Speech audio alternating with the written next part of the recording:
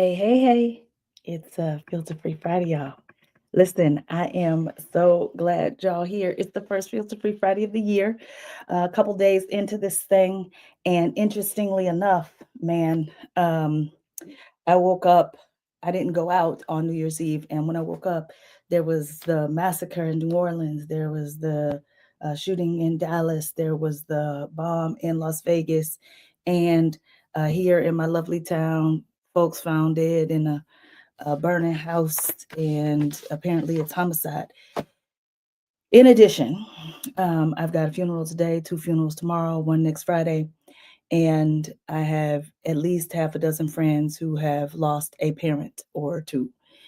And I want to first just say that my natural response to this, because it has kept me safe throughout my life, is to numb, to go into my head and get out of um, my feelings. And there are plenty places where you go and people are like, don't make decisions based on your emotions. Your emotions are not reliable, that you need to get into your head and focus and be logical and reasonable.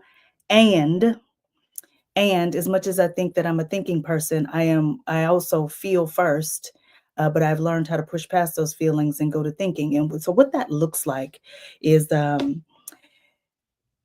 start to say, well, there ain't no way out of this thing but through death.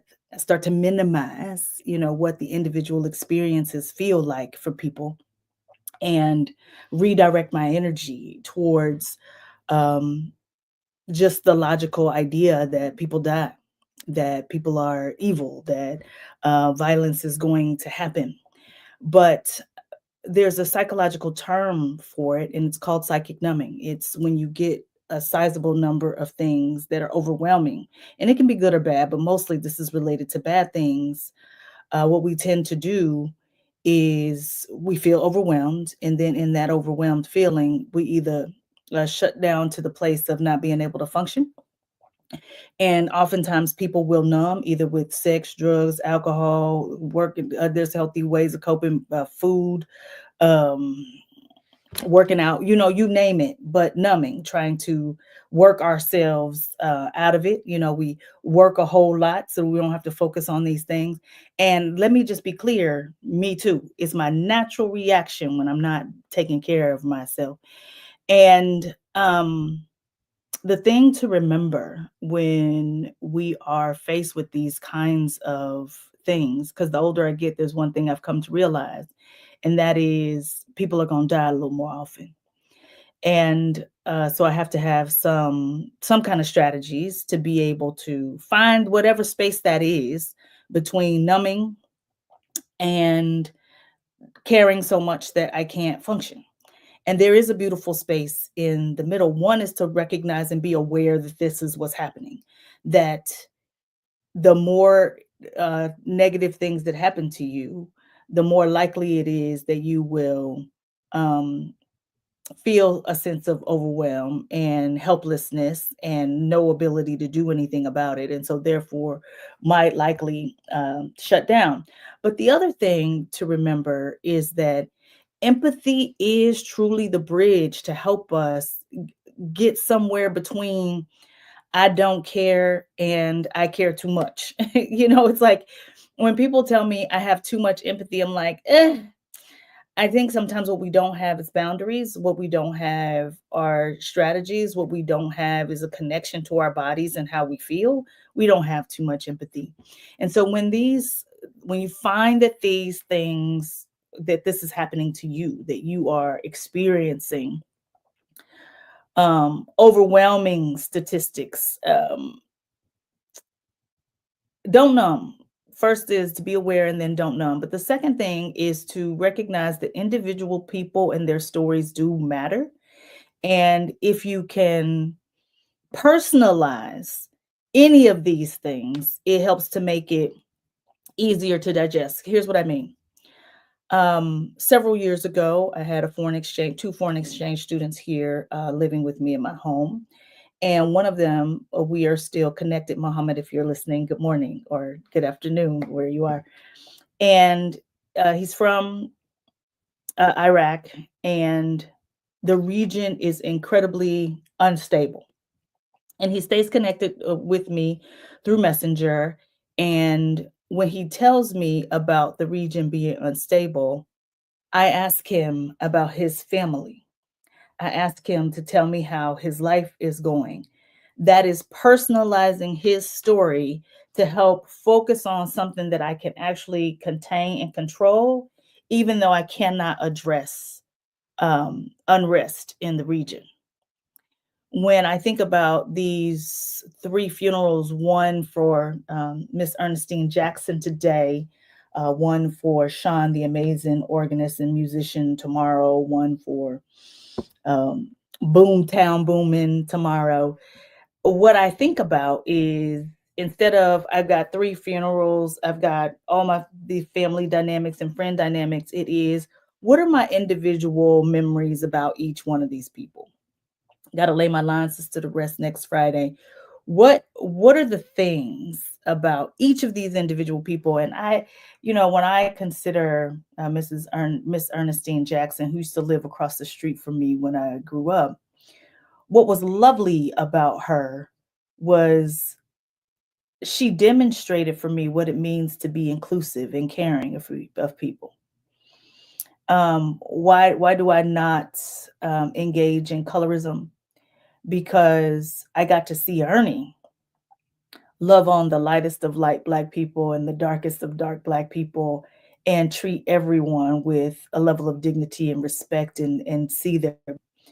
Why do I not have negative perspectives related to immigrants, including those who are undocumented? Because I saw Miss Ernie embrace people into her home who were, from Nigeria, the South American countries, Puerto Rico, and into her family without any distinguishing negative behavior in any way.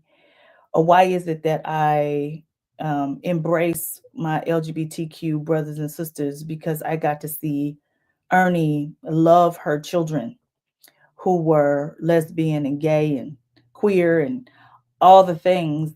And it did not matter what I was being told, because what I was being taught was that Miss Ernestine Jackson's house was a loving place, a happy place. I saw her care for her mother and watch her get old there and live there. And it is one reason why I have an affinity to old people. And when I think about Ernie as it specifically relates to me, my hair was this short when I was 7.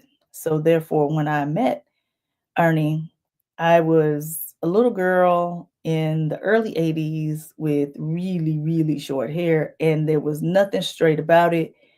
And that was not popular. It is currently trendy, but it was not popular at that time.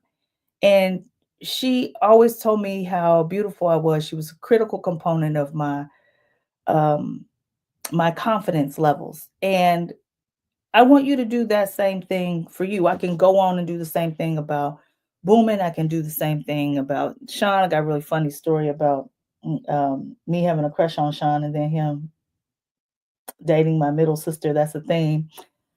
But these funny stories, these impactful stories, are the way that you create individual narratives that help you to avoid psychic numbing. Um, we can't numb our way out of this thing, and any little bit of a solution can save an entire life.